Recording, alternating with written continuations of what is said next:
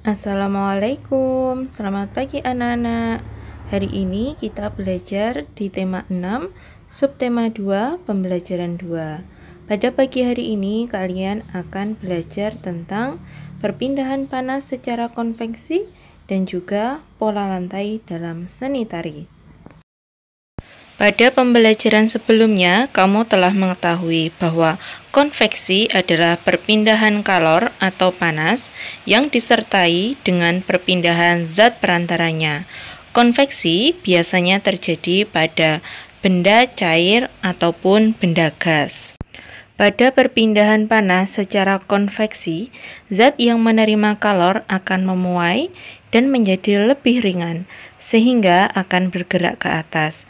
Saat zat yang lebih ringan tersebut pindah ke atas, molekul zat yang ada di atasnya akan menggantikannya. Hal ini bisa kamu lihat pada proses memanaskan air. Pada peristiwa merebus air yang letaknya dekat dengan api akan mendapat panas, sehingga air menjadi lebih ringan. Air kemudian akan bergerak ke atas dan digantikan oleh air yang ada di atasnya. Demikian seterusnya. Perpindahan secara konveksi ini dapat kalian umpamakan dalam kegiatan memindahkan setumpuk buku dari satu tempat ke tempat lainnya. Ketika kamu memindahkan buku tersebut ke tempat lain, tentu kamu akan ikut bersama dengan buku-buku tersebut. Jika buku-buku itu diumpamakan sebagai energi panas dan kamu adalah medianya, maka perpindahan kalor dengan cara konveksi akan menyertakan perantaranya. Contoh perpindahan panas secara konveksi yaitu terjadinya angin darat dan angin laut. Angin darat terjadi karena udara di darat pada malam hari lebih cepat dingin daripada udara di laut, sehingga udara yang berada di atas laut akan naik dan udara dari darat akan menggantikan posisi udara yang naik tadi. Angin laut terjadi karena pada siang hari daratan lebih cepat panas dibandingkan di laut, sehingga udara di darat akan naik dan udara dari laut akan mengalir ke darat menggantikan tempat udara yang naik tadi. Keadaan ini digunakan oleh para nelayan untuk pergi melaut pada malam hari dan kembali ke darat pada pagi atau siang hari.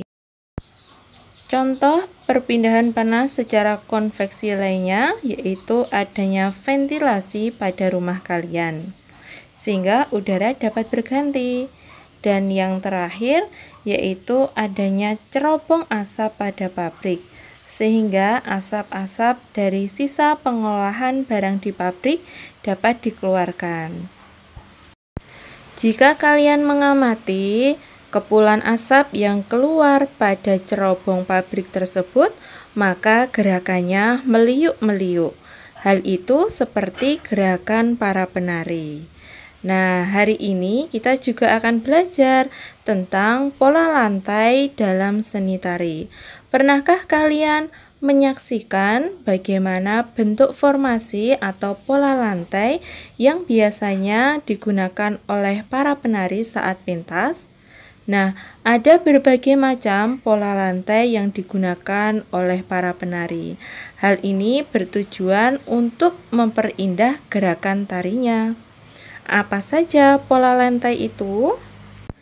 Pola lantai adalah bentuk atau formasi tertentu yang dibuat oleh penari dalam sebuah tarian. Pola lantai itu merupakan garis yang dilalui penari pada saat melakukan gerak tari. Contoh dari pola lantai itu ada melingkar, horizontal, diagonal, dan juga vertikal. Akan tetapi, dalam pola lantai itu sebenarnya terdapat dua pola garis dasar. Apa saja pola dua garis dasar dalam pola lantai tersebut?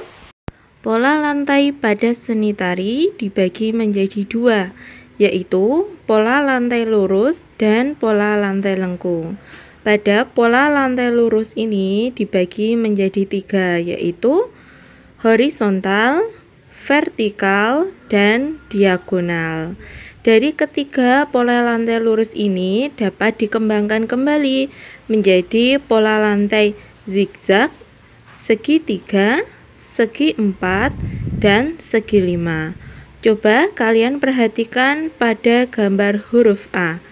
Di situ tersajikan bentuk dari pengembangan pola lantai dasar tari lurus. Yang kedua yaitu pola lantai lengkung. Pola lantai lengkung ini juga dapat dikembangkan menjadi bentuk lingkaran, angka 8, garis lengkung depan, dan garis lengkung belakang. Dapat kalian simak pada gambar poin B. Selanjutnya, berikut ini adalah 2 jenis tari daerah yang memiliki pola lantai yang berbeda. Yang pertama yaitu tari Jaran Kepang yang berasal dari Yogyakarta. Tari Jaran Kepang mempunyai pola lantai gabungan, yaitu antara pola lantai lurus dan lengkung. Pola gabungannya berbentuk melingkar, garis lurus ke depan, dan garis horizontal. Contoh tari yang kedua yaitu tari Bedoyo. Bedoyo Semang yang juga berasal dari Yogyakarta. Jika pada tari Jaran Kepang tadi pola lantai yang dibentuk tidak memiliki makna tertentu, tapi pada tari Bedoyo ini pola lantai yang berbentuk atau yang dibentuk itu memiliki makna tertentu. Nama pola lantai pada tari Bedoyo yaitu gawang jejer wayang, gawang tigo-tigo, gawang perang, dan gawang kalajengking. Nah, itu tadi anak-anak pelajaran kita hari ini. Semoga kalian dapat memahami materi hari ini. Terima kasih. Wassalamualaikum.